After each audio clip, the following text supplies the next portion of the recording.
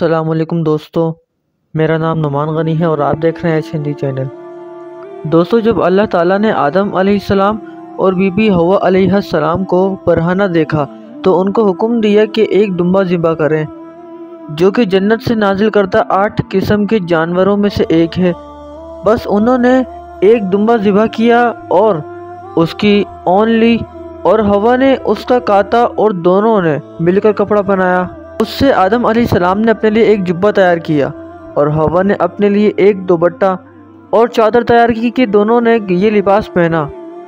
اللہ تعالیٰ نے آدم علیہ السلام کی طرف وحی کی کہ میرے عرش کے بالمقابل زمین میں ایک جگہ میری محترم ہے، وہاں جاؤ اور اس جگہ میرا گھر تعمیر کرو، پھر اس کا بھی طواف کیا جائے گا جس طرح تم نے فرشتوں کو میرے عرش کا طواف کرتے دیکھا ہے۔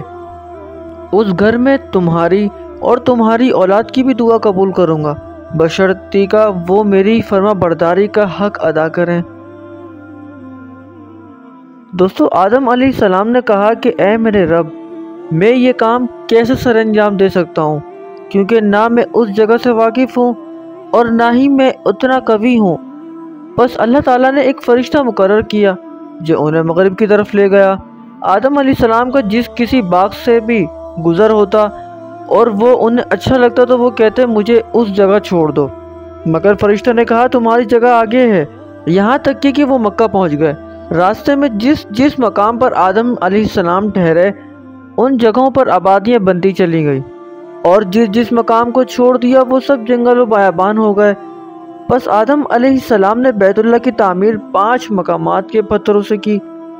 نمبر 1 طور سینا، نمبر 2 طور زیتون، نمبر 3 کوہ لبنان، نمبر 4 کوہ جودی اور نمبر 5 بنیاد میں جبل ہیرا کا پتھر استعمال کیا۔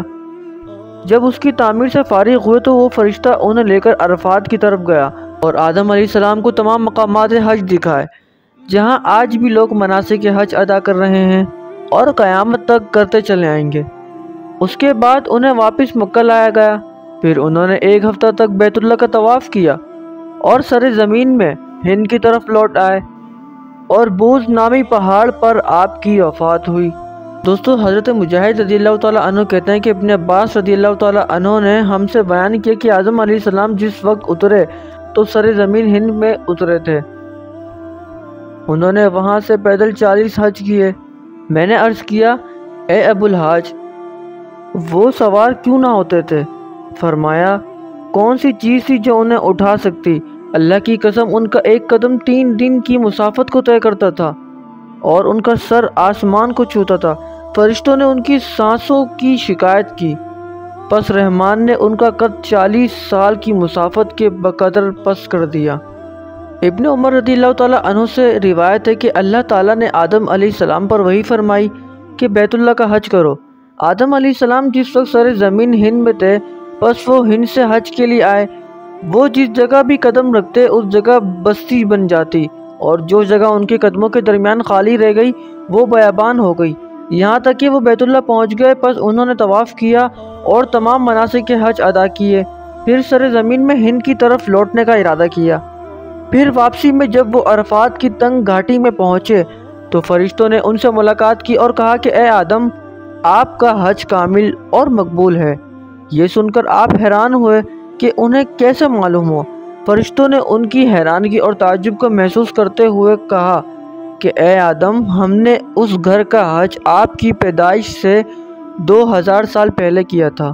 یہ سن کر حضرت آدم علیہ السلام اپنے آپ کو ان سے کمتر محسوس کرنے لگے۔ انشاءاللہ تعالیٰ دوستوں، نیکسٹ ویڈیو میں ہم کسی نئے ٹاپک کے ساتھ ملیں گے۔ آپ لوگوں سے گزارش ہے کہ پلیز چینل کو لازمی سبسکرائب کریں۔ اپنا خیال رکھیے گا۔ اللہ حافظ۔